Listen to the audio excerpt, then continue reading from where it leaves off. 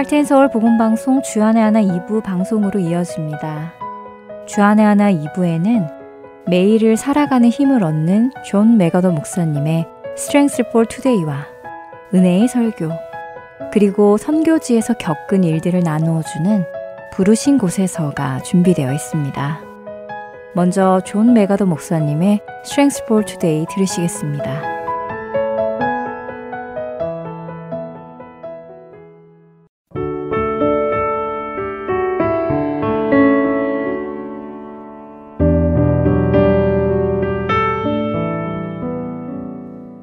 애청자 여러분 안녕하세요. Strength for Today 진행의 유사랑입니다.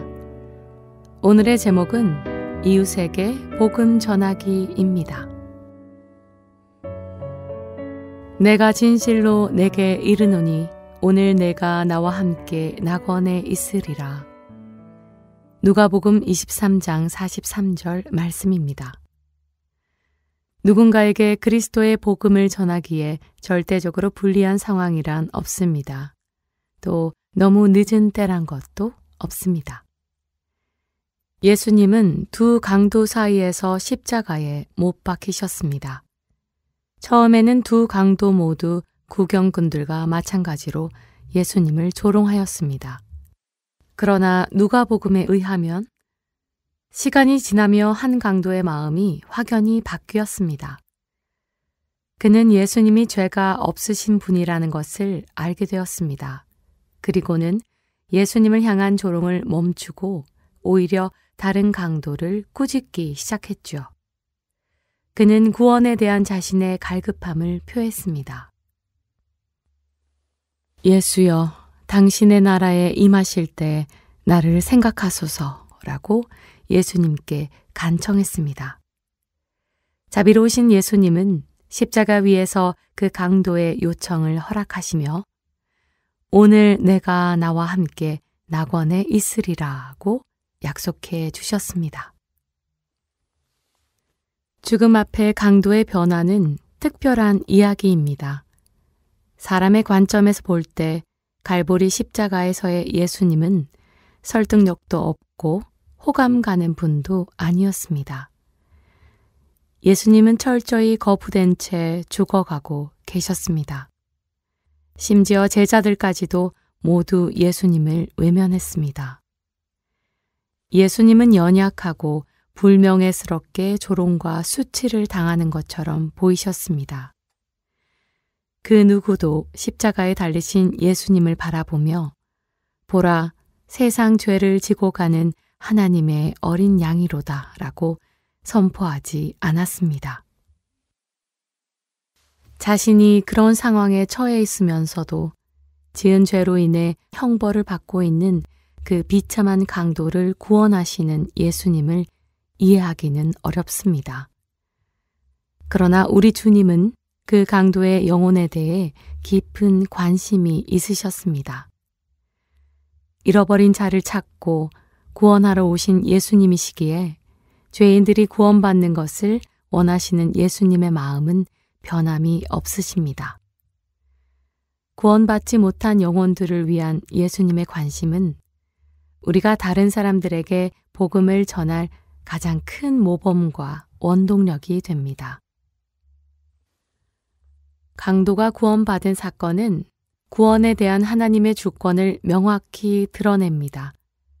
많은 경우 교회는 영혼의 구원을 적절한 시간에 잘 짜여진 메시지를 전달한 인간의 영리함에 기인하길 원합니다. 하지만 구원은 언제나 하나님이 개입하시는 은혜의 직접적인 결과입니다. 예수님이 누구신지 그의 죽음이 무엇인지 이해함으로 구원받은 그 강도의 사건은 하나님의 주권적인 일하심이었습니다. 그래서 누군가에게 복음을 전하기에 절대적인 불리한 상황도 없고 너무 늦은 때도 없는 것입니다. Strength for Today 마칩니다. 안녕히 계세요.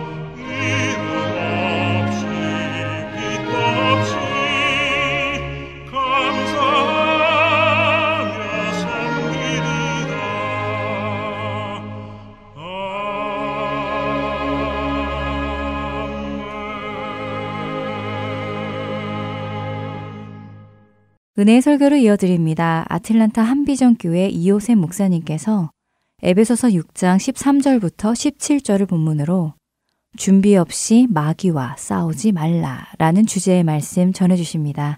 은혜 시간 되시길 바랍니다.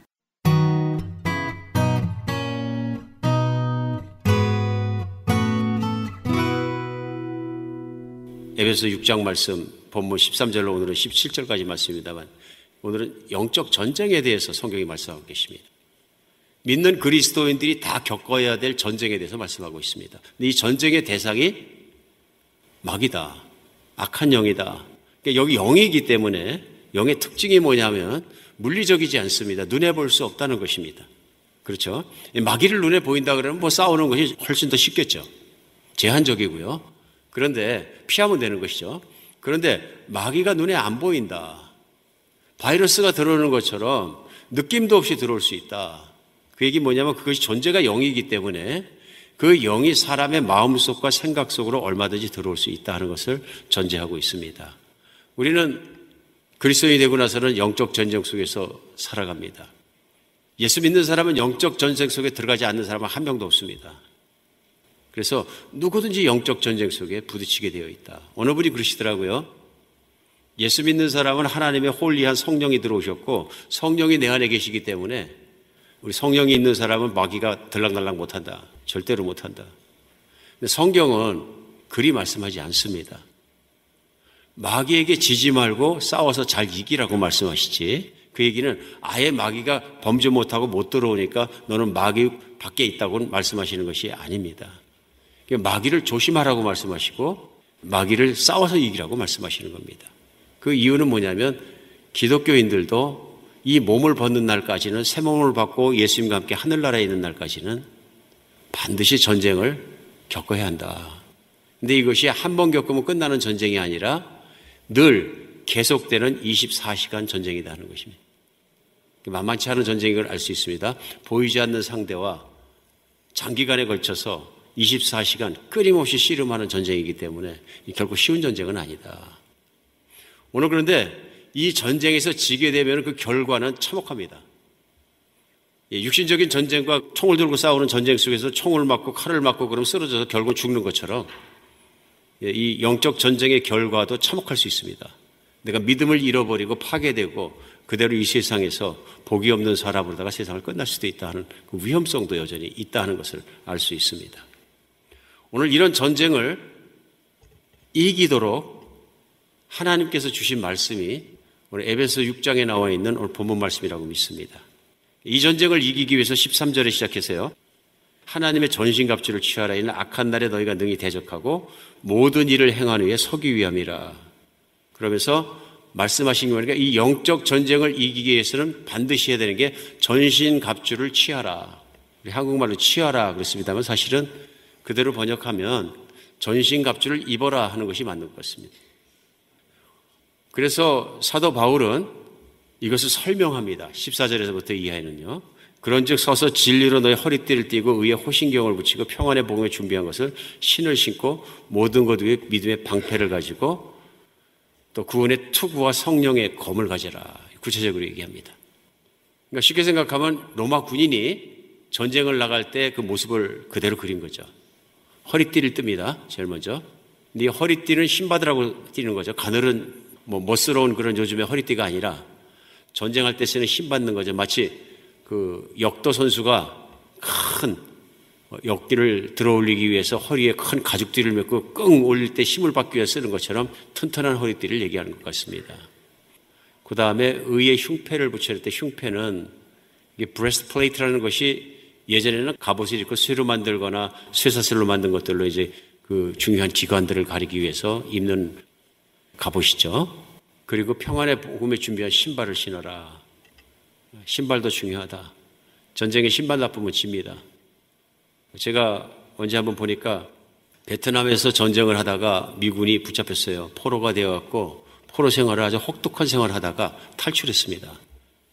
둘이서 탈출에 성공했는데 며칠이고 밤에만 걸어서 빠져나오고 걷는데 한 사람은 걷다가 거기서 잘못해서 죽고 한 사람이 살아남았는데 그 사람이 결국 설계된 이유를 얘기하는데 뭐라고 얘기하냐면요. 신발을 발견했기 때문입니다. 그러는 거예요. 좀 깜짝 놀랐어요. 무슨 말인가 하고 봤더니 뭐냐면은 밤에만 도주를 하고 그러는데 포로 수용소에서 신발을 다 뺏겼답니다. 그러니까 맨발로 와야 되는데 발이 찢어지고 아파가지고 걸을 수가 없다는 거예요. 그러니까 걷는 속도가 너무 느려지니까 기는 속도로 걸으니까 이게 뭐 잘못하면 잡힐 수밖에 없는데 그다음에 그 고통 때문에 굉장히 힘들다. 그래서 신발만 있다면 밤에도 뛰겠는데 어떻게든 도망가겠는데 사람이 느려진다. 그래서 어느 날 빛이 있을 때 보니까 강에 군화 한 짝이 떠내려가길래 목숨을 걸고 그 한 짝을 자기가 잡아가지고 보니까 너무 작아가지고 신지도 못하겠더래. 발이 안 들어가서. 그래서 군화를 찢어버리고 위에 부분을 찢어버리고 바닥에 있는 것만 발에 대고 주변에 있는 칡넝쿨 같은 그 덩쿨을 갖다가 묶어가지고 한쪽이라도 의지하고 쩔뚝쩔뚝하니까 훨씬 빨랐다. 가다 보니까 신발짝이 또 하나 있어가지고 이제 그거 한 짝 신고 근데 신발 두 짝을 갖다가 정말 우스꽝스러운 모습이지만 그걸 신게 되어서 자기는 탈출을 하는데 성공할 수 있었다. 신발 중요한 거죠. 중요한 것입니다. 오늘 말씀 속에 나오는 전투 나가는 사람으로서 중요하지 않은 것이었습니다. 과거에는 칼싸움할 때 활을 막기 위해서는 믿음의 방패가 얼마나 중요했겠어요. 방패가 중요하죠. 그 다음에 공격무기 하나 나옵니다. 칼을 들라. 칼을 들고 싸우라. 근데 오늘 말씀 속에 이렇게 있는 거 보면 이 무장한 장비들을 어느 하나도 빼놓으면 안 되는 것들입니다. 근데 이거 어떻게 영적인 그 전신갑주에다 적용할 수 있는 걸까요? 거기에 이제 설명을 다 붙인 겁니다. 그래서 이것이 군인들이 쓰는 어떤 장비이냐 하는 것이 중요한 것이 아니라 군인들이 그런 장비가 중요해서 전쟁 나갈 때는 준비 없이 나가면 안 되는 것처럼 군인이 준비 없이 나가면 안 되는 거죠. 맨발 벗고 다 전투하라 그래 보십시오. 군대 막 난리 납니다. 질이 멸렬합니다. 어느 장비 하나 빼놓고 전투할 수 없다는 얘기입니다. 다 필요하다. 반드시 있어야 될 필수 조건들이다 하는 것입니다. 그래서 오늘 영적 전쟁에 대해서 얘기하면서 전투를 준비하고 나가서 싸우는 병사로 비유하는 것은 우리의 영적 전쟁도 준비되지 않으면 안 된다는 것입니다. 상대가 누군지 알아야 되는 것뿐만 아니라 이걸 어떻게 싸워야 되는지 무장이 없이 또 준비가 안 된 상태에 싸우게 되면 백천백배 한다는 얘기예요. 그래서 오늘 본문 말씀이 중요하다고 느껴집니다. 왜냐하면 이 영적 전쟁이 우리의 일상생활이기 때문에 그렇습니다. 매일매일 겪을 수 있고 현실에서 겪을 수 있는 생활이거든요. 그럼 우리가 알 수 있는 것은 이 무장 어느 것 하나도 빼낼 수 없는 것입니다. 오늘 생각해 보죠. 허리띠는 뭐냐면 진리라 그랬어요. 진리의 허리띠. 그렇죠? 가슴에 있는 흉패는 의의 흉패고요. 그러니까 진리와 의예요. 평안의 복음이 준비한 신발. 그럼 복음이에요. 평안입니다. 핵심 워드가 뭐냐면 평안이라는 얘기죠. 그 평안을 지켜야 되고 그리고 이제 믿음의 구원의 투구를 쓰는 거죠. 구원의 확신에 대한 믿음을 가지라는 구원의 투구를 쓰고 믿음의 방패를 들고 성령의 그 말씀을 들고 싸워라 이런 말씀입니다. 오늘 한번 우리 생각해 보죠. 여러분 이 모든 걸 가지고 계십니까? 없으면 진대니까요. 없으면 필패입니다. 어떻게 생각하십니까? 나는 오늘 전신갑주로 무장되어 있고 전신갑주로 준비되어 있고 마귀가 아무리 와도 싸워서 이길 자신이 있습니까? 이게 이제 현실적인 퀘스천인 거죠. 근데 이 말씀 속에 우리가 말할 수 있는 것은 예스여야 합니다. 예스, 맞습니다. 나는 이 모든 것 다 철저하게 준비되어 있습니다. 이래야지 전적 전쟁을 이긴다는 얘기입니다. 그러니까 영적 전쟁 마귀하고 싸울 때는 오늘 제목이 뭐예요? 준비 없이 싸우지 마라. 준비 없이 싸우면 백전백패한다는 얘기입니다. 오늘 근데 왜 이게 준비하려고 하면 어떻게 해야 됩니까? 그러면 그것을 한 단어로 사도 바울은 설명합니다. 오늘 13절 시작하면서 그러므로 하나님의 전신갑주를 취하라입니다. 내가 만들어서 내가 이룬 전신갑주가 아니고요. 내가 만든 의, 내가 만든 진리, 내가 만든 평안의 복음, 내가 만든 구원, 내가 만든 것이 아니고 내가 이룬 것이 아니고요. 하나님이 주신 전신갑주입니다. 그래서 전신갑주라는 뜻을 앞에 있는 하나님의 전신갑주에서 하나님을 띄면 우리는 혼란하기 시작합니다. 혼동스럽기 시작합니다. 이 말씀의 중요한 핵심은 뭐냐면요. 하나님께서 주신 갑주를 입는 것입니다. 이게 무슨 말일까요? 사실 오늘 본문 말씀의 앞에 처음 시작할 때 10절부터 시작합니다. 그래서 오늘 10절 말씀에 끝으로 너희가 주 안에서와 그의 힘의 능력으로 강건하여지고, 이렇게 시작합니다. 영적 전쟁이란 말을 시작하면서부터 10절에는 끝으로 너희가 주 안에서와 그의 능력으로 강건하여지고, 그럼 주 안에서와 그의 능력으로 강건해진 게 어떤 모양이냐면 전신갑주를 입은 모양입니다. 그러니까 여기서 in Christ, 예수 안에서, 이 단어가 중요한 거죠. 예수 안에서 무슨 일이 일어났느냐 하는 것이 중요합니다. 그러니까 우리가 영적 전쟁을 할 때 내 힘으로 싸우는 것이 아니라 예수께서 이루시고 예수께서 주시고 예수께서 하신 모든 것 안에서 싸우는 것입니다. 그래서 신앙으로서 가장 중요한 건 뭐냐면 전신갑주를 입는다는 것은 예수님 안으로 들어가는 것입니다. 예수님 안에 거하는 것입니다. 그러면 예수님의 것이 입혀진 것입니다. 주 안에서와 예수의 능력으로 강건하여지고, 그 모습이 뭐냐면 예수님 안에 있는 자가 전신갑주를 입은 모양으로 된다 하는 것을 보여주고 있습니다. 그래서 이 전신갑주는 그냥 전신갑주가 아니라 하나님의 전신갑주인 것이죠. 우리가 영적 전쟁을 하면서 영적 전쟁을 잘못 파악하면 내가 내 힘으로 싸우는 줄 알아요. 그게 아닙니다. 마귀하고 싸우는 것은 예수님의 힘으로 싸우는 것입니다. 예수님의 이름의 권세로 싸우는 것이고, 예수님의 주신 진리 안에 서는 것이고, 예수님 안에서 누리는 것이고, 예수님 안에 능력을 체험하는 것입니다. 오늘 그렇게 보면 금방 이해가 되지 않습니까? 오늘 진리의 허리띠를 제일 먼저 매는데 그게 무슨 뜻입니까? 예수님을 믿고 예수님 안에 있으면 가장 큰 변화가 뭐냐면 진리 안에서 살게 되는 것입니다. 마귀는 존재 자체가 성경 안에서 말씀했던 진리에 대해서 반대로 어떤 존재라고 말씀하냐? 비진리의 존재라고 말합니다. 마귀는 거짓말쟁이라고 나옵니다. 거짓말이 비진리인 것이죠. 진리는 변하지 않고 완벽한 합당한 이치를 얘기합니다. 하나님만이 변하지 않으십니다. 하나님 말씀만이 변하지 않는데 마귀는 하나님 말씀을 트위스트하고 곡해하게 하고, 그래서 아담과 이브를 타락시켰던 존재입니다. 사람이 그럼 진리 안에 사는 것과 안 사는 게 무슨 차이냐? 진리 안에 살지 않게 되면 반드시 의의 길을 모르기 때문에 비진리를 따라 살다가 죄 짓고 하나님 앞에서는 죄인으로 죽게 됩니다. 심판받게 되고요. 마귀가 사람을 죄 짓게 만드는 것을 유혹하는 게 뭐냐면 너는 죄져라 그러는 것이 아니라 진리가 아닌 것을 진리처럼 믿게 만드는 거죠. 그런 겁니다. 그러니까 오늘 진리의 허리띠라는 것은 뭐냐면 항상 묶고 있어야 되는데, 이 허리띠가 왜 중요하냐면 진리 안에 계속적으로 진리를 따라 행하며 살아가는 것이기 때문에 중요합니다. 한번 진리를 알고 나 예수 믿었으니까 됐어, 그걸로 끝나는 것이 아니라 예수님이 진리고 예수님 말씀이 진리고 진리를 따라 내가 구원받았거든요. 그러면 그 안에서 진리를 따라 살아야 됩니다. 진리가 얼마나 사람을 많이 변하게 합니까? 과거에 내가 믿었던 거, 내가 알았던 거, 이게 사실이 아니다. 이제는 예수님 믿고 나니까 무엇이 진리인지 분명히 알게 되는 것이죠. 이게 진리지. 딱 예수님이 나는 진리다 하시는 것처럼 그 진리가 내 안에 들어오니까 생각이 달라지고 마음이 달라지고 인생을 보는 관점이 달라지고 모든 게 달라지는 거죠. 그러니까 하나님이 원하시는 건 뭐냐면 진리 가운데 우리가 사는 것입니다. 예수님이 이 땅에 왜 오셨습니까? 모르십니까? 우리를 마귀로부터 해방시켜 주시려고요.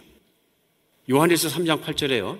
죄를 짓는 자는 마귀에게 속하였느니 마귀는 처음부터 범죄함이라 하나님의 아들이 나타나시면 마귀의 일을 멸하라 하십니다.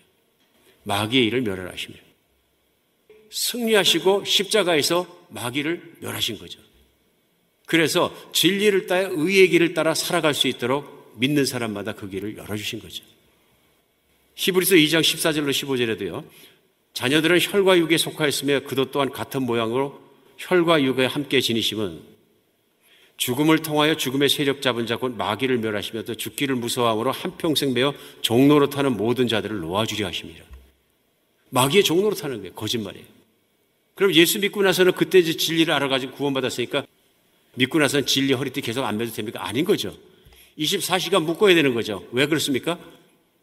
신앙생활이라는 것은 예수님이 오셔 심판하는 그날까지 마귀가 세상을 활개치고 있고 그 마귀를 우리가 매일매일 우리 안을 들어올 수 있는 거예요. 생각과 마음 안을. 그런 마귀와 싸울 때 왜 싸우냐면 마귀는 끊임없이 우리를 유혹합니다. 진리 가운데 걸어가지 못하도록. 진리 가운데 걸어가지 못하도록. 그러니까 진리 가운데 살지 않으면은 죄를 짓게 되는 거예요.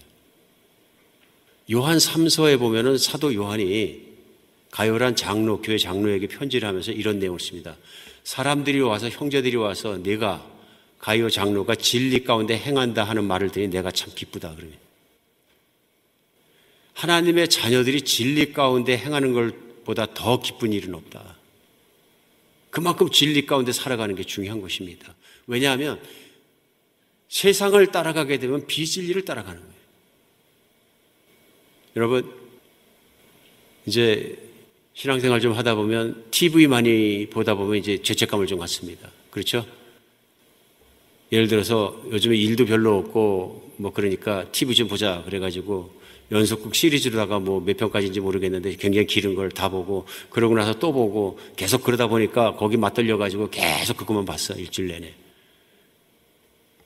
그러면 TV에서 연속극만 봤으니까 죄진 겁니까? 근데 나도 모르게 신앙생활 좀 하시는 분들 죄책감 들어올 수 있어요. 있어요, 없어요? 있습니다. 왜 그럴까요? 뭔가 틀린 일을 한 것 같은 거예요. 구체적으로 왜 그런 겁니까? 예, 문제는 TV를 많이 봤다는 게 죄가 아닙니다. 그게 무슨 죄입니까? 아니죠. 근데 문제는 뭐냐면 하루 밥 먹고 깨는 순간에 TV를 갖다 계속 보고 그 다음 날도 보고 그 다음 날 일주일 내내 그걸 보면 어떤 현상이 일어납니까? 예, TV에 있는 세상이 내 안에 들어옵니다. 근데 TV에 있는 세상과 드라마 속에서 뭐라 그럽니까? 뭐니 해도 돈 많은 게 최고야. 많이 가진 자가 누리는 것, 또 저 없는 자가 멸시받는 것, 없는 자가 창피하게 사는 것, 괴로운 것, 이런 거 다 나오잖아요? 그럼 이것들이 굉장히 설득력 있게 내 안에 들어와 있는 겁니다. 드라마라는 툴을 통해서. 그러다 보니까 내 생각과 내 마음에 무슨 사고가 들어오냐면, 아이고, 내 동창보다 나는 못 살고, 내 친구보다 나는 못 살고, 근데 여전히 나는 밥 먹고 사는데 지장이 없어요. 중산층 생활을 잘하고 있다가도, 아이고, 내 인생을 이러다 죽으니까 행복한 인생이 아니야. 이건 세상이 주는 생각입니다. 세상은 내가 가진 돈과 사람들의 인정과 그런 것들 통해서 만족도와 쾌락과 그런 걸 가늠하면서 그걸 행복의 지수나 인생의 성공의 지수로 매김을 해가지고 드라마를 통해서 모든 걸 통해서 사람들의 얘기를 통해 들어오거든요. 뿐만 아니라 음란한 것 들어옵니다. 세상은 성적이라는 것, 매력이라는 것, 끌린다는 것, 그것에서 막 미치도록 추구해서 섹시란 단어가 아무 데서나 써요, 요즘은. 아들과 아버지가 같이 보는 TV에서도 막 나와도 안 창피하고 그냥 봐. 보편적인 거죠. 그러니까 세상에 잘못된 것이 진리가 아닌 걸 진리로 들어와서 가치관도 흔들리게 하고 다 흔들리게 하는 것들이 내 안에 쑥 들어와 버리면 TV를 본 그 세상에 있는 마귀가 뒤에 역사하는 거짓말의 영향력들이 내 안에 들어오니까 그 다음에 일어나는 일이 있습니다. 진리 가운데 하나님의 말씀을 보고 꼿꼿하게 경건하게 살아가는 내 마음이 흐려집니다. 말씀도 깊이 안 빠지는 거예요. 드라마 한 20편 보고 나면 말씀에 깊이 빠지겠어요? 집중이 안 되는 거예요. 왜 그렇습니까? 그 자체가 아니라 그 안에 있는 세상의 영이 마귀가 그 영향력을 그런 매체들을 통해서 제 안에, 우리 안에 투사하는 거예요. 내 가치관이 달라지게 하고 다 달라지게 하는 거예요. 이거 무서운 영향력입니다. 여러분 무슨 지금 예를 들어서 그 TV에 대해서 얘기합니다. TV 자체가 죄라고 얘기하지는 않습니다. 그러나 그것만 그렇겠어요? SNS도 있고 세상 사람들의 관계도 있고 친구가 전하는 말도 있고 24시간 하나님의 은혜나 진리가 아닌 비진리가 들어올 수 있는 창고에 문이 열려 있어요. 그렇죠? 그럼 어떻게 늘 진리의 허리띠를 묶고 진리 가운데 승리하고 진리 가운데 승리하는 삶을 살 수 있는 겁니까? 예수 그리스도를 진리라고 믿고 24시간 바라보고 그 말씀 안에 거하고 말씀 안에 살아가고 말씀 읽고 묵상하고 기도하고 이 경건의 삶 속에 살아가야 내가 진리 가운데 생각하고 진리 가운데 행할 수 있는 거죠. 이게 깨어있는 겁니다. 그러니까 신앙이 예수 그리스도 안에서 믿음으로 깨어있지 않으면 반드시 오는 게 뭐냐면 세상에 있는 영향력이 물밀듯이 들어서 마귀의 영향권 안에서 춤추게 돼 있대요. 그러면 지는 겁니다. 진리를 따라서 행하지 않은 모든 것은 다 죄입니다. 마귀가 그렇게 만들었거든요. 하나님의 뜻을 못 따라가도록. 그러니까 의에 흉패를 붙인다. 흉패가 중요한 게 아니라 의가 없이는 인간은 하나님 앞에 죽습니다. 근데 원래는 누구 의냐면 예수님의 의예요. 죄인이 죽을 수밖에 없는 걸 십자가에 피 흘려 돌아가셔서 그 피로 닦아주시고 대가 치러주시고 예수와 함께 십자가에 죽고 옛사람이 죽은 사람은 예수 못 박은 사람은 그 죄를 다 없게 하시고 예수님의 의로 옷 입혀주신 거잖아요. 그래서 하나님 볼때 너는 의롭다고 인정해 주신 게 구원이잖아요. 죄로부터. 예수님의 옷으로 의로 입은 거죠. 예수님의 의대로 살아가는 게 진리 가운데 지속적으로 의를 지키며 사는 삶입니다. 이 의를 지키고 살면 하나님 앞에 담대합니다. 담대합니다. 마귀가 제일 흔들고 싶어 한 게 뭐냐면 이걸 흔들고 싶어 합니다. 너는 의롭지 않아 하는 겁니다. 신앙생활 하다가 많은 경우에 우리가 시달릴 수 있습니다. 다른 사람은 모를지 모르지만 나는 너를 알아. 너는 그렇게 하나님 인정받을 만큼 의롭지 않아. 세상 사람과 비교해서 네가 잘한 게 무엇인데, 뭐가 의로운데 하고 정죄하는 겁니다. 얼뜻 죄라도 한번 지면은 마귀가 가만히 있지 않습니다. 그런저런 문제로 계속 그 음성을 듣고 내 생각 속에 들어온 것들과 정죄감 속에 시달리다 보면은 하나님과의 관계가 멀어집니다. 깨지기 시작합니다. 이거 안 다스리고 냅두면 어떤 문제가 일어나냐면 믿음에서 떠납니다. 신앙생활이 재미도 없고 시큰둥하고 뭔가 다녀야 될 것 같아서 교회를 다니긴 다니는데 안 좋은 거예요. 뭘 잃어버립니까? 예수 안에 있는 사람이 신앙생활이 반드시 누려야 하는 세상에서 제일 행복한 사람이 못 되게 하는 거예요. 여러분 뭐니 해도 세상에서 가장 행복한 사람은 참되고 진실한 신앙을 가지고 예수 안에서 예수님과 함께 사는 사람입니다. 믿으십니까? 자신이 없으신데 예수님 안에 사는 사람이 현재 어떤 조건의 상태에 살든 가장 행복한 사람이에요. 모든 게 개런티되어 있잖아요.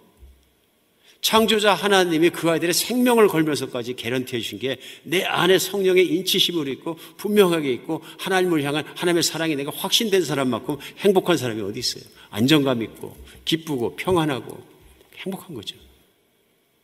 주님이 있으니까. 그게 in Christ 예수 안에서거든요. 마귀가 이걸 흔드는 거예요. 너는 의롭지 않아. 너 하나님이 널 사랑하실 리가 없어. 근데 거기에 먹히게 되면 신앙생활에 재미가 없습니다. 그러다 보면 세상적인 행복만 가지고 계산하게 되는 거예요.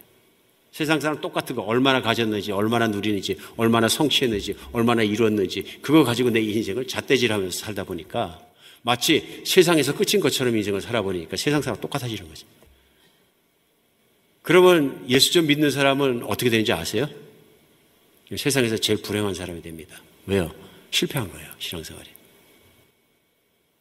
밖에서는 밖에서대로 아예 안 믿는 사람들은 그것만 즐기니까 그거라도 즐기고 사는데 예수를 믿는 사람인데 제대로 안 믿고 마귀 속아가지고 휘청거리면은 교회 안에 와서도 기쁘지 않고 하나님 안에 있는 것도 누리지 못하고 세상 한복판에 있는 쾌락도 누리지 못하고 왔다 갔다 하면서 스스로 도 닦다가 말다 하면서 불행하게 되는 거예요. 사도 바울이 그러잖아요. 만약에 예수님의 부활이 아니면은 다음 세대의 약속과 모든 게 있으면 우리 세상에서 가장 비참한 자다. 가장 불쌍한 자다 그래요. 예수님을 향한 믿음과 그것이 참 진리가 아니고 그것이 아니라면 우리 세상에서 제일 불쌍한 자다. 세상도 제대로 못 즐기는 사람들이다 그런 얘기입니다. 그러나 세상이 사는 방식대로 따라가지 않더라도 우리는 얼마든지 신앙 안에서 행복하고 기쁘고 평안하고 넘칠 수 있는 것은 왜냐하면 그 풍요하신 하나님의 사랑이 내 안에 있고 그 사랑에 대한 개런티가 확실한 확인이 내 안에 성령을 통해서 십자가의 사랑을 통해서 있다는 것입니다. 이걸 흔드는 거예요, 마귀가. 하나님 앞에 내가 의롭게 서는 것이 너무 중요합니다. 나의 의가 아닙니다. 흔들리면 어떻게 됩니까? 하나님 앞에 나가야 되는 문제입니다. 예수 그리스도의 십자가 앞에 다시 나가야 합니다. 사도 바울이 이야기하는 것처럼 내가 늘 십자가를 생각하고 매일 십자가 앞에 나가고 매일 십자가를 강조하는 것이 뭐냐면 거기는 우리가 살아난 것이고 우리가 의로워진 것이고 지금이라도 정죄받는 마음이 내 마음 안에 있고 하나님과 멀어진 마음이 있으면 하나님 앞에 나가서 나의 교만했던 거 내려놓고 잘못 생각했던 거 내려놓고 주님 정말 떠났던 거 내려놓고 또 죄졌던 거 내려놓고 하나님 앞에 회개하고 돌았으면 다시 예수님께서 붙잡아 주시고 깨끗하게 하시고 붙들어 주시는 그 하나님의 지극하신 사랑이 십자가 안에 있는 거 아닙니까? 거기가 의로워진 것이거든요. 내가 의로운 생활하다 떨어졌으면 어디 돌아가야 되는 거죠. 의로운 생활의 자리로, 겸손한 자리로, 깨끗해질 수 있는 자리로, 주님과 함께 가는 자리로 얼른 돌아 들어가는 게 우리 의의 흉패를 붙이는 것입니다. 평안의 복음에 준비한 신발 그런 거죠. 신앙생활 하다가 마귀에 계시면 첫 번째 일어나는 건 평안이 깨지는 겁니다. 제일 먼저 하나님과 내 관계가 깨집니다. 멀어집니다. 근데 하나님과 내 관계가 잘 되면 또 잘 되는 게 있습니다. 사람과의 수평 관계가 잘 됩니다. 왜 그렇습니까? 충분한 하나님의 사랑 속에 내가 푹 당겨 사는 게 뭐냐면 평안입니다. 하나님의 다스려짐을 믿게 되면 마음속에 임하는 게 평안이거든요. 그 평안을 늘 누리는 것이 평안의 신발인 거죠. 그런데 사람과의 관계에서 평안하지 않으면 하나님과 관계에서 평안을 누리다가도 지옥 같은 마음이 될 수 있습니다. 그렇죠? 이게 같이 일어나지 않으면 안 됩니다. 그러니까 하나님의 계명이 주 하나님을 마음을 다하고 뜻을 다하고 힘을 다해 주 너의 하나님을 사랑하라 다음에 네 이웃을 내 몸같이 사랑하라. 수평관계로 확 묶어주신 게 우리가 세상 안에서 하나님의 사랑이 번져나가고 누려지게끔 사람과의 관계 속에 바로 서야 합니다. 여기에 진리로 보고 진리로 대하고 의로 보면서 사람을 보는 시각도 필요하고 진리 안에 행하는 것이 필요합니다. 그게 뭐냐 하면 하나님이 내가 보는 다른 사람을 얼마나 사랑하시냐는 하나님의 관점에서 보는 사람입니다. 마귀는 어떻게 하냐면요, 하나님을 미워하는 것뿐만 아니라 사람 사이에 쌈을 붙이고 이간하려 합니다. 화평이 일어나는 것을 싫어합니다. 싫어합니다. 그래 우리 신앙생활 하다가도 가정에서도 싸우고 부부싸움도 하고 다투고 막 그럴 때마다 일어나는 게 뭐냐면요, 반드시 마귀가 개입되어 있다는 것을 알아야 합니다. 무슨 마음을 주면 그런 마음을 주는 거예요. 그런 마음을. 갈라지는 마음을 주는 거예요. 교회 섬기시는 어떤 교우가 그런 말씀하시는 거예요. 무슨 얘기를 하다가 친한 성도님하고 얘기를 하는데 평상시에 참 친하기 때문에 대화 많이 하는데 대화 중에 다른 교회에 있는 A라는 성도에 대해서 그냥 끊임없이 비판을 하고 비난을 하고 욕을 하는데 한 1시간 동안 하더라고요. 그러다 보니까 자기도 그 A라는 성도가 좀 나쁘게 생각이 되더래요. 전 자기 좋게 봤었는데. 지금 뭐 하고 있는 겁니까? 이간질하고 있는 거죠. 하나님은 절대로 사람의 생각 속에서 사람의 관계를 이렇게 때문에 이간질을 하지 않습니다. 이간질하는 존재는 하나밖에 없습니다. 마귀입니다. 그렇죠? 한 사람이 마귀에게 쏘니까 마귀가 쏘는 얘기를 하는데 그 사람이 없는 곳에서 비난하고 험담하고 하는 것은 성경에서 절대로 하지 말라는 것입니다. 진리를 따라가지 않은 비진리를 따라간 거예요. 마귀를 따라간 거죠. 그럼 그거 들은 사람이 어떻게 됩니까? 그래서 물어봤어요. 그래서 어떻게 하셨어요? 그랬더니 평안의 신발답에 나오는 게 뭐냐면 믿음의 방패입니다. 예수 이름으로 명하노니 물러가라. 믿음의 방패. 그랬더니 말할 때마다 마음속으로 방패를 들었대요. 믿음의 방패. 내 마음속엔 이 생각과 이것과 비난이 들어오지 않게 하여 주시오. 믿음의 방패. 믿음의 방패로 안 막으면 나도 어떻게 되나? 나도 그렇게 되는 거예요. 맥없이 A라는 성도가 욕을 시커 하는 걸 듣고 나니까 A 성도를 그 다음에 이렇게 보고 나니까 이런 나쁜 사람. 그래요, 안 그래요? 근데 사실은 그거를 이렇게 이간질을 한 사람의 동기도 나쁜 거거든요. 내 편 만들자는 것이요. 나와 동질하고 싶은 거거든요. 이건 마귀가 하는 거예요. 마귀는 사람을 조종하려고 그럽니다. 하나님은 사람을 조종하지 않으십니다. 특별히 죄를 짓도록. 평안의 복음을 지키는 건 예수 안에 있으면 분별이 됩니다. 이건 하지 않아야 될 일이야. 그럼 믿음의 방패를 막을 수 있는 거죠. 그래서 성도님 깨어있어서 참 다행입니다. 앞으로도 무슨 일이 있으면 믿음의 방패를 내십시오. 막으셔야 합니다. 우리가 무방비로 그런 것들이 들릴 때, 들어올 때, 나설 때 믿음의 방패로 막지 않으면 평안도 깨지고 다 깨집니다. 이해 가십니까? 구원의 투구 얼마나 쉽게 깨지는지. 구원의 확신이 없으면 마귀 밥입니다. 이건 흔들릴 수밖에 없어요. 구원의 확신은 반드시 가져야 되는 게 왜 그러냐면은 그게 없으면 기쁨도 평안도 누림도 어떤 것도 누릴 수 없어요. 우리 하나님은 우리의 구원을 무엇으로 증명하셨어요? 그 아들의 생명으로, 그 아들의 피로 증명하셨어요. 부활로 확인하셨고요. 보좌에 앉으심으로 그 영광을 통해서 확인하신 내용이에요. 그걸 진리로 믿어야 믿음입니다. 이게 진리로 안 믿어지면 소용없습니다. 믿어야 되는 거죠. 예수를 믿어야 되는 거예요. 구원의 투는 거기서 흔들리면 안 되는 거죠.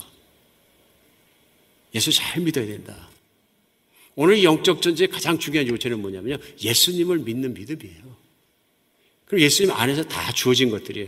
예수님께서 주신 구원, 그 피의 대가를 흘려서 털으신 의, 그 진리를 따라가도록 붙여주신 예수님의 진리, 예수님의 진리 아닙니까? 그래서 내게 주신 평안을 내가 지키면서 마지막으로 마귀가 집요하게 들어오기 전에 싸울 수 있는 것이 하나 있습니다. 말씀으로 잘라버리라 그래요. 이 예수님께서 마태복음 4장에 광야에서 시험 받으실 때 금식하시면서 마귀가 3가지를 유혹했는데 그때마다 그냥 마귀야 물러가라 그러지 않으셨어요. 기록되었을 때, 하나님 말씀에 기록되었을 때 사람이 떡으로만 살 것이 아니라 하나님 입에 나와서 말씀으로 살라고 하셨느니라. 마귀야 물러가라 탁 잘라버리셨어요. 내 안에 말씀이 없으면 늘 내 안이 전쟁터입니다. 들어오기 전에 자를 수 있는 길은 말씀입니다. 제일 좋은 것이 철벽 같은 철벽을 칠 수 있습니다. 내 안을 생각과 마음과 모든 것을 말씀으로 가득 채우는 일입니다. 그러면 비진리가 들어올 때, 마귀의 소리가 때, 유혹이 들어올 때 바로 분별되는 거죠. 아, 마귀가 또 몸부림을 치는구나. 그럼 말씀으로 딱 막아버리는 거죠. 기록되었을 때 하나님의 말씀이 이러하니 너는 예수의 이름으로 내가 너를 내쫓는다. 발붙일 자리를 안 주는 거죠. 이게 깨어있는 겁니다. 깨어있는 겁니다. 오늘이라도 예수님이 재림하시면 이 세상의 모든 것은 다 허상입니다. 오직 예수님만이 실상입니다. 믿으십니까? 예수가 주신 모든 것들을 우리가 그 안에서 누리고 그 안에 깨어있는 것입니다. 영적 전쟁은 무엇이냐면 바로 예수 안에서 깨어서 하루하루 매일매일 살아가는 것입니다.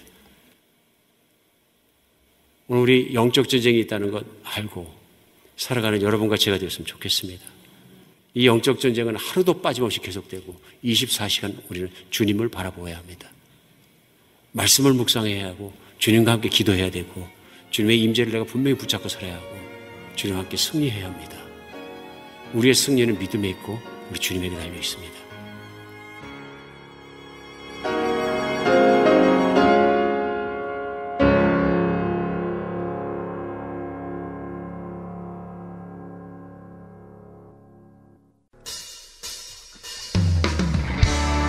박수하며 찬양하기 원합니다. 우리 각자의 자리에서 더욱더 뜨겁게 하나님을 예배하는 이 시간 되기를 원합니다.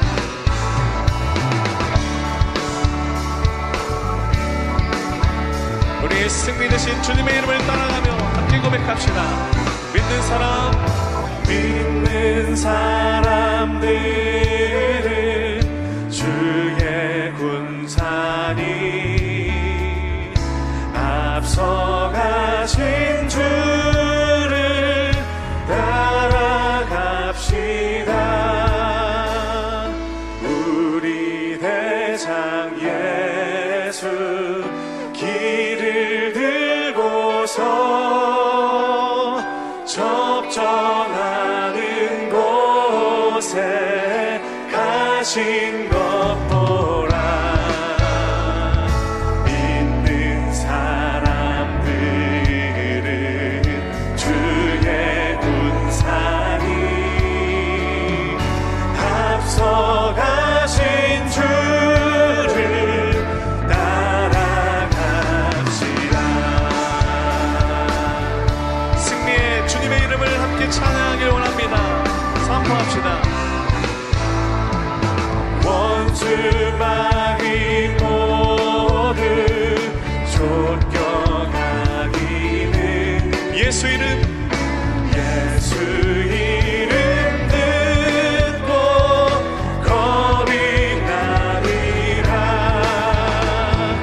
우리 찬송 듣고 지옥 떨리니 형제들아 주를 찬송합시다. 믿는 사람들은 주의 군사니 앞서가신 주를 따라갑시다.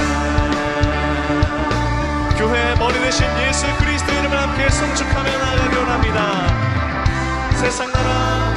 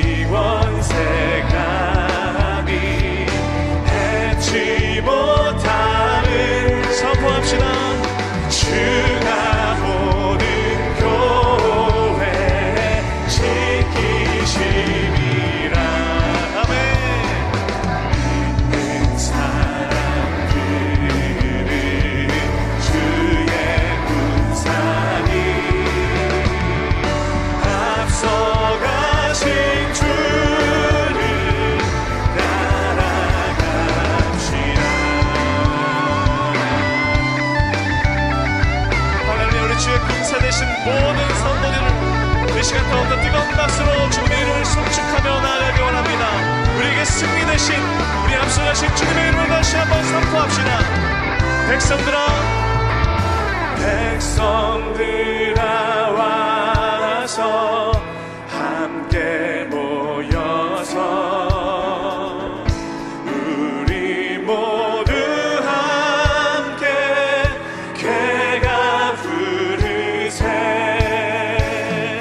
영원토록 영광 권세 찬송을 주께 돌려보내세. 할렐루야. 선포합시다. 믿는 사람들은 주의 군사를 앞서가신 주를 따라갑시다. 믿는 사람들은 주의 군사를 앞서가신 주를 따라가. 마지막으로 사랑합니다. 믿는 사람들은 주의 군사를 앞서가신 주를 따라갑시다.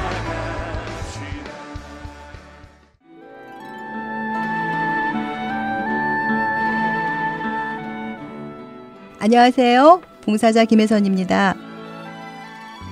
매주 금요일마다 CD를 각 지역으로 배송해 드리는데요. 최근 CD를 받지 못하시는 분, 파손된 CD를 받으시는 분들이 많다는 소식을 들었습니다. 매주 만들어지는 CD에는 많은 분들의 정성이 담겨 있고 예수 그리스도의 복음이 담겨져 있습니다. CD가 잘 전달이 되지 않을 때 저희 또한 마음이 너무 아픈데요. 혹시 CD를 받지 못하셨거나 부서진 CD를 받으셨을 때에는 저희에게 연락을 주세요.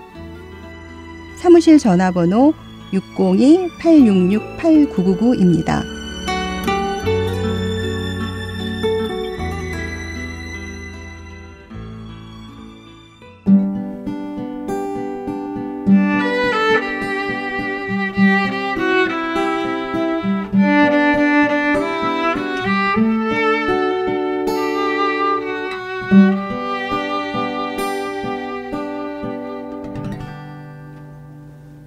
계속해서 부르신 곳에서로 이어집니다. 오늘은 캄보디아에서 선교하셨던 김연희 선교사님의 이야기입니다.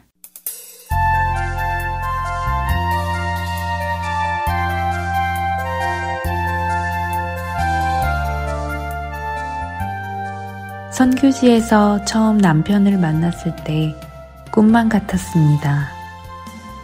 모든 것이 하나님의 인도하심이라 믿었습니다. 지구 반대편에서 찾아와 내가 어떻게 살아가고 있는지 보고 함께 나누고자 하는 형제의 마음이 느껴졌습니다.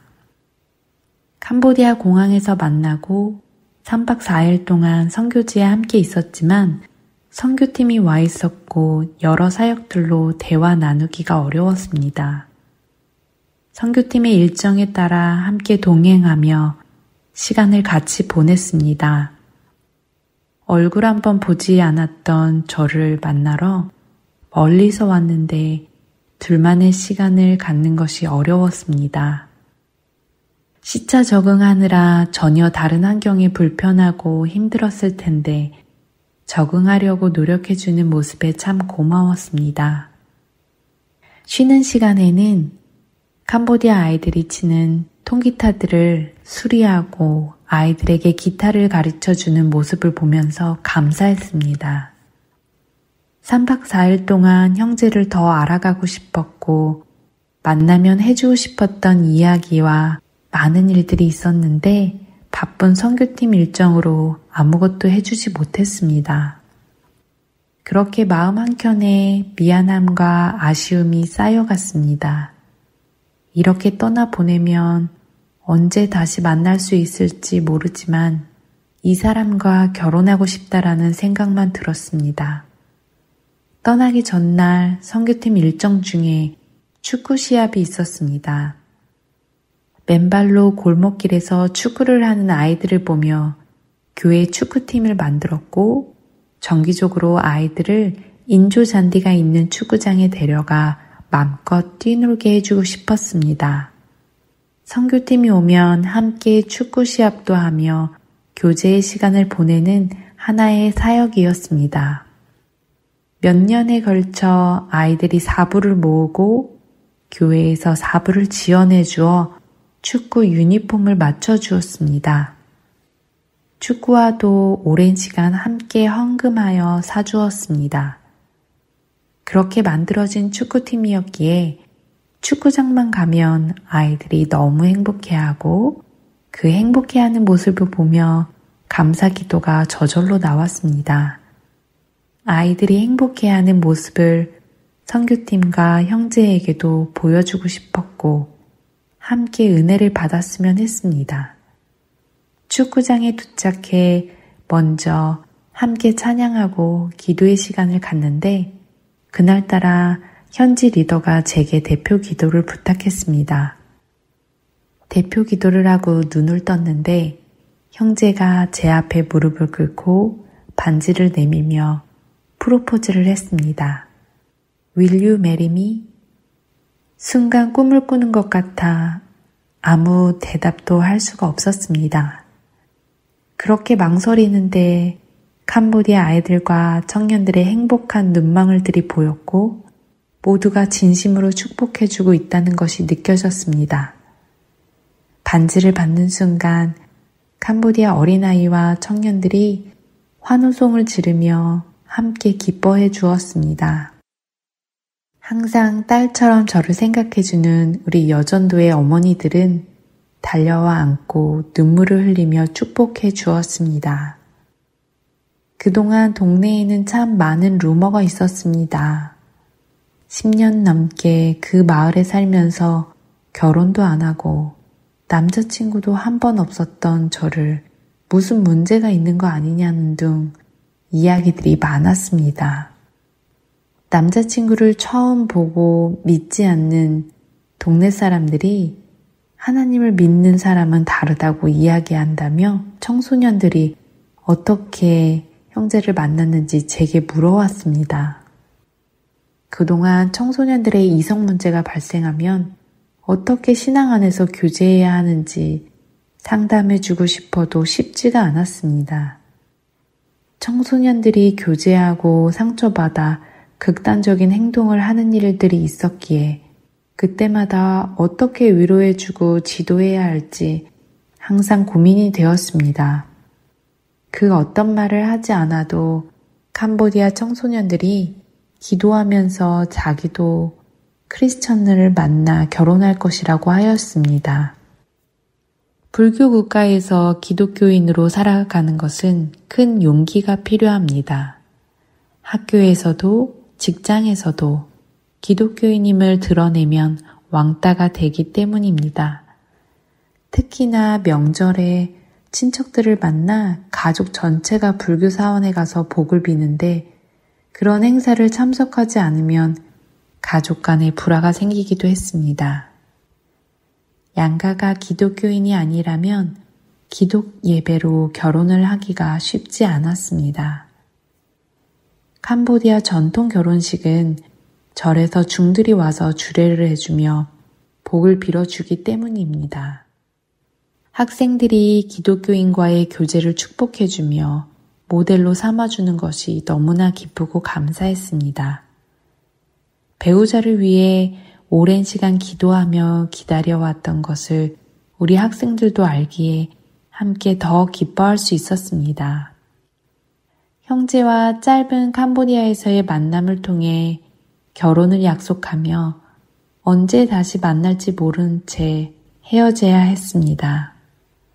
떠나보낸 후 문자 메시지를 통해 계속 연락을 할 수 있었습니다.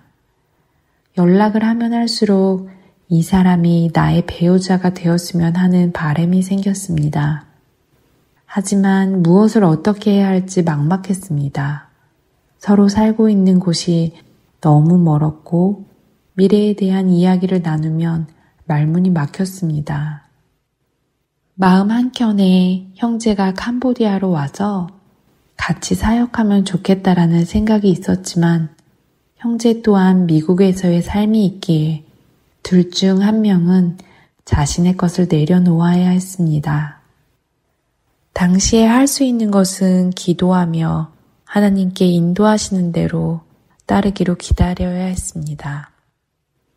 그렇게 다시 만나길 기도하며 기다렸고 형제가 6개월 후 캄보디아로 다시 오게 되었습니다. 형제의 두 번째 캄보디아 방문에 결혼식을 하게 되었습니다. 교회에서 기독 결혼 예배를 드리게 되었고 모든 과정을 캄보디아 성도들과 함께 준비하였습니다. 결혼 예배 순서마다 아이들과 청년들이 함께하며 모두의 축제가 되었습니다. 결혼식 후 이틀 후 다시 떠나보내야 했습니다. 떠나보내고 공항에서 교회로 돌아왔는데 엉엉 울게 되었습니다. 결혼하고 나니 괜찮을 것만 같았는데 오히려 더 서러웠습니다. 모두들 결혼하고 신혼여행을 가고 남편과 함께 사는데 우리는 이렇게 떨어져서 사는 게 맞는 것일까? 하나님께 기도하였습니다. 하지만 아이들을 두고 떠날 수가 없었습니다. 기도하며 기다리자. 하나님께서 이끄시는 대로 기다려보자. 그렇게 한 달이 지났습니다. 캄보디아 청년들이 어느 날 찾아와 선생님이 많이 힘들어 보이고 지금까지 우리를 키워줬는데 이제는 남편이 있는 곳으로 가라고 이야기해 주었습니다. 처음에는 너희들을 두고 내가 어떻게 가니? 라고 했지만 청년의 답변은 선생님이 하던 사역들을 우리가 할게요. 그 말에 눈물이 흘렀습니다. 말할 수 없는 나의 고민들을 어린 꼬마였던 아이가 이제는 청년이 되어 함께 공감해주고 위로해주어 감사할 뿐이었습니다. 하나님께서 이들을 이렇게 키워주셨고 이제는 새로운 사역을 준비하시는 것임을 느꼈습니다. 남편이 있는 미국에 가봐야 되겠다고 생각하게 되었고 가려고 이야기를 꺼내자 관광 비자가 어려우니 다른 비자를 받기를 권했습니다.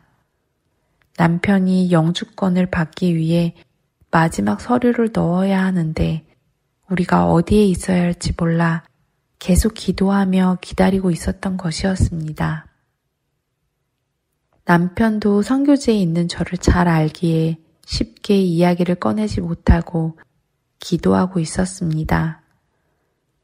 남편은 영주권을 받기 위해 오랜 시간 기다렸고 배우자도 함께 받고자 더 고생하며 기다리고 있었습니다.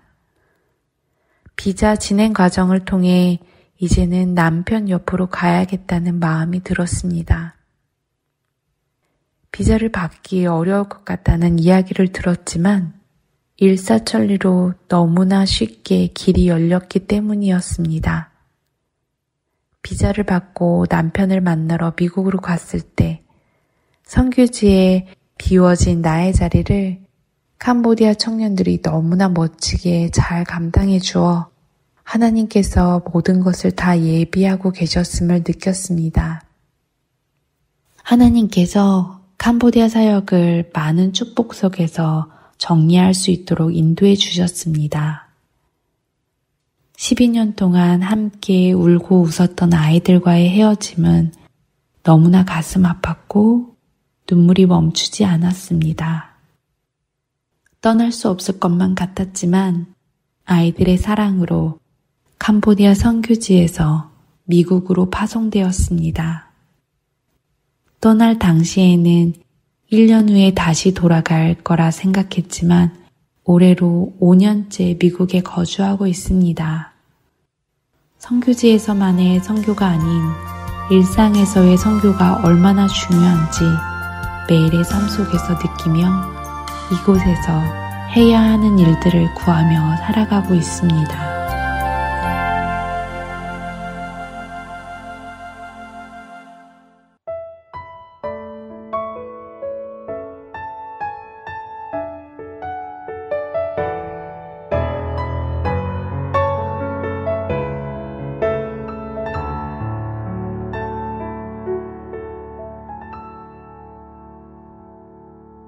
하나님의 부르심에는 후회하심이 없네. 내가 이 자리에 선 것도 주의 부르심이라. 하나님의 부르심에는 결코 실수가 없네. 나를 부르신 하나님의 신실하심을 믿네.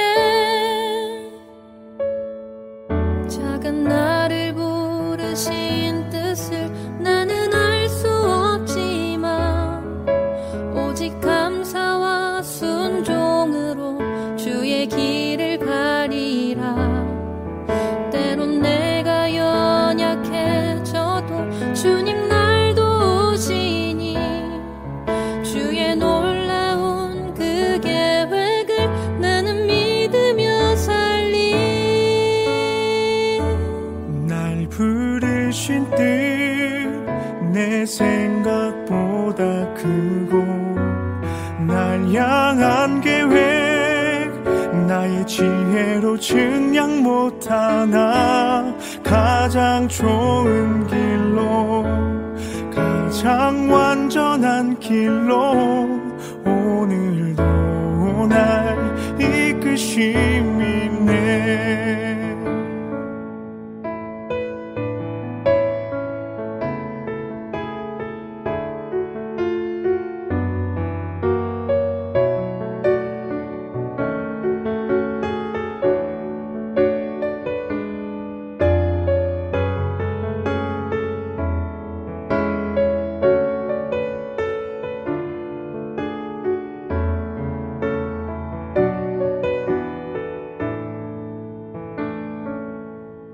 하나님의 부르심에는 후회하심이 없네.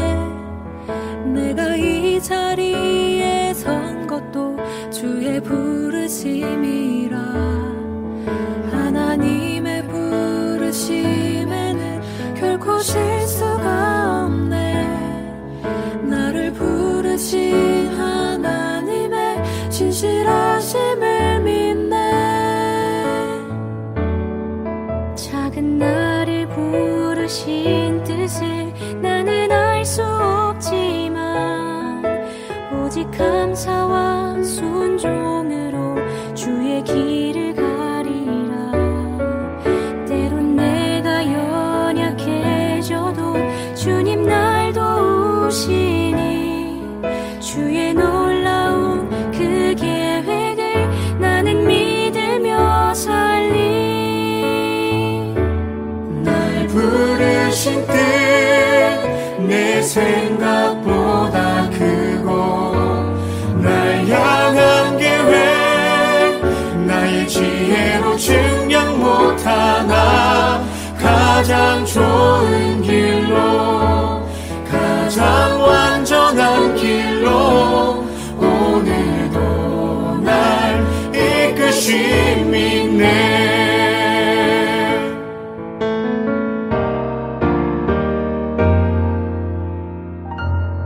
날 부르실 때 내 생각보다 크고 날 향한 계획 나의 지혜로 증량 못하나 가장 좋은 길로 가장 완전한 길로 오늘도 날 이끄심이네.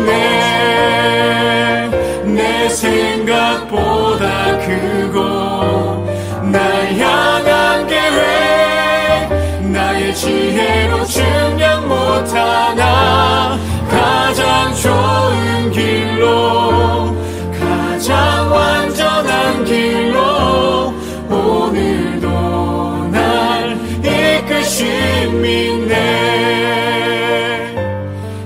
신실하신 주를 찬양해.